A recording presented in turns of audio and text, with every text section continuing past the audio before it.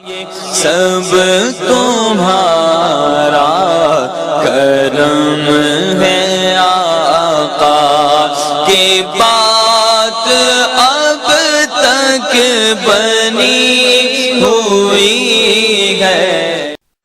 اعوذ باللہ من الشیطان الرجیم، بسم اللہ الرحمن الرحیم۔ السلام علیکم ورحمۃ اللہ وبرکاتہ۔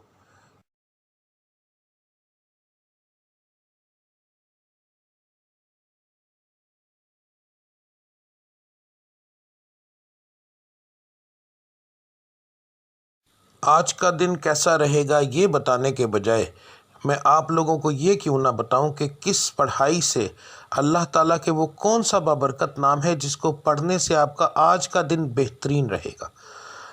بات کو غور سے سن لیجئے، سمجھ لیجئے۔ ہر سٹار کی جیسے پڑھائی مختلف ہوتی ہے، اسی طرح مہینے کے حساب سے، اسی طرح دن کے حساب سے بھی علیحدہ علیحدہ ہوتی ہے۔